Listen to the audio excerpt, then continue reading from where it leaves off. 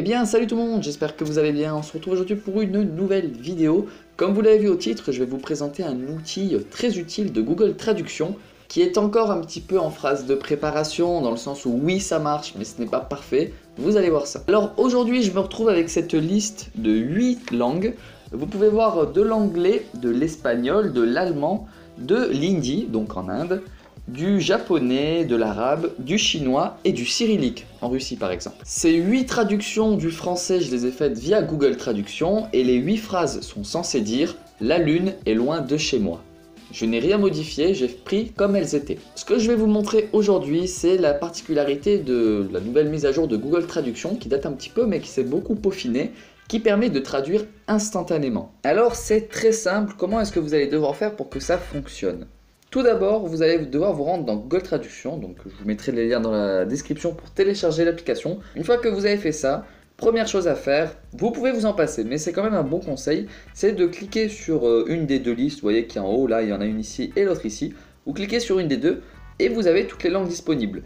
À côté de chaque langue, vous allez devoir trouver, pour celles qui sont disponibles, vous voyez qu'ici par exemple il n'y a pas, mais sinon vous pouvez trouver un onglet qui vous fait télécharger la langue. Donc c'est vraiment important de télécharger les langues puisque la principale utilisation, regardez je vais le faire encore ici, tac, vous pourrez utiliser Google Traduction en étant déconnecté d'internet. Et c'est quand même assez utile. Une fois que vous avez téléchargé les langues, imaginons nous allons nous rendre avec de l'arabe, voilà.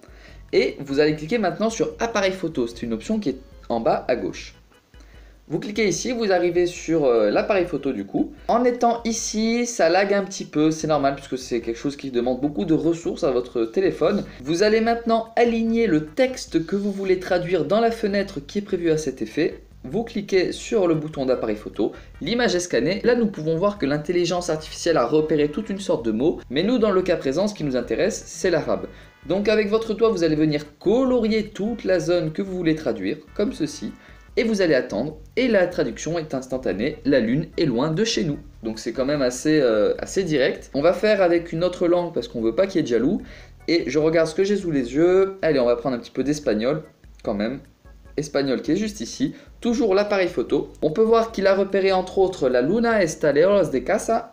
On va venir sélectionner la phrase et on attend. Et voilà, la lune est loin de chez nous. Donc cette méthode peut fonctionner avec toutes les langues qui sont compatibles avec Google Traduction. Donc c'est vraiment assez intéressant je trouve, ça peut vous permettre de traduire des mots même en étant à l'étranger. Donc pour moi le plus intéressant ça reste quand même lorsqu'on est à l'étranger, de pouvoir directement par exemple prendre en photo le panneau, dans la rue et avoir une traduction instantanée. Allez on termine avec un dernier, je propose le russe, donc en cyrillique, qui est tout en bas. Et quand on clique ici, tac, il va le repérer. Et là, c'est assez impressionnant parce qu'il ne repère que le cyrillique cette fois, contrairement aux autres langues. Donc il a bien compris qu'il n'y avait que ici.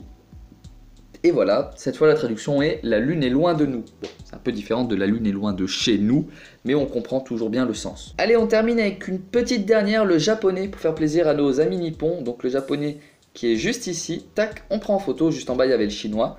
Et du coup on peut venir maintenant prendre le japonais et voir la traduction, bon même si on la connaît déjà, la lune est loin de chez nous. Voilà, en plus vous voyez que ça marche plutôt bien, pour l'instant on n'a pas eu de vraie erreur, il y a eu une petite dérive au niveau du cyrillique où il disait la lune est loin de nous, mais en attendant vous voyez bien que les phrases sont assez bien respectées. Bon c'est vrai que c'est une phrase assez simple à traduire, mais quand même.